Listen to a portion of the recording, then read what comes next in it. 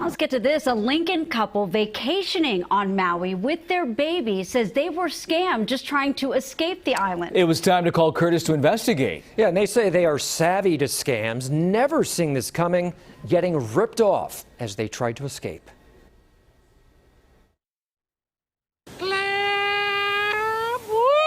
On Maui, with their 8-month-old celebrating 5 years of marriage, Megan and Kevin Morgan canceled their anniversary dinner plans in Lahaina just hours before the fire leveled the town. Kind of like, let's just make the call with the baby. It's too much to be over there. Kimo's restaurant on Front Street, where they plan to eat, is now gone. It's the same street where these cars are torched and where dozens died.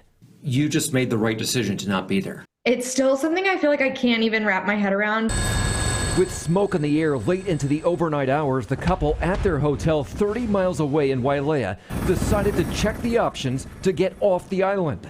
As their baby slept, she called a Southwest number she Googled and gave their confirmation number. And then he says it's going to be like $200 or something to change. And I'm like, no, there shouldn't be change fees. This is Southwest. And he says on the phone, he goes, I've told you 4 times now, this is how much it costs if you want to change it. She refused to give a credit card number and hung up. But later, when she logged onto her Southwest reservation, this popped up. Their flight home was canceled. She then realized the number she called in the middle of the night from that Google search was not Southwest, but a scammer. And with their names and confirmation number, the scammer canceled their flights home and used those flight credits to book a flight for somebody else on the East Coast. I've never heard of this. I've never heard of this scam. I'm pretty aware of certain, different ways people are scamming other people, but I have never heard of this. And it's obviously very sophisticated, very intricate. And by then, the flights home were full, forcing them to stay 2 extra days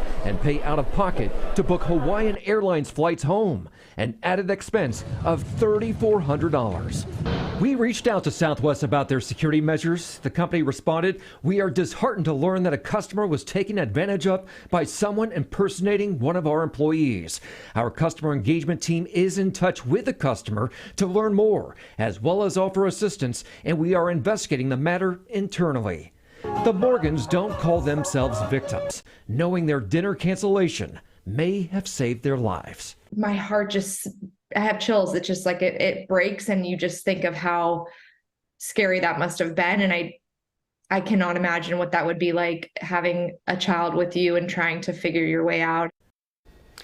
Well, normally when you get an email whenever there's a change to a reservation, but she says they never got one, and we want to know why. Southwest has not said. And flight credits, they're usually tied to the passenger on the original reservation. We're trying to figure out how the scammer was able to transfer these flight credits to book somebody else's flight on the East Coast. Megan thinks that person on that ticket may have been scammed too in some sort of shell game. But here's the big takeaway. I never trust the top 3 or 4 Google search results, because often those are ads. They're sponsored. Scammers could take out ads, and they know in a situation like this, even a savvy person like she was might take the wrong phone number or click on the wrong link, and next thing you know, you're talking to and a you'll scammer. usually see that at the top of that link. It says sponsored. It's not so bold, but I had this talk with my mom. I had this talk with other people. It's like, don't trust those top 2 or 3 results, because it may not be the company you think you're Googling. 2 takeaways. I'm so glad they're okay. I didn't go to dinner, obviously. Secondly, how low can you go from a scammer standpoint, right? Oh, Curtis, thank you. Interesting.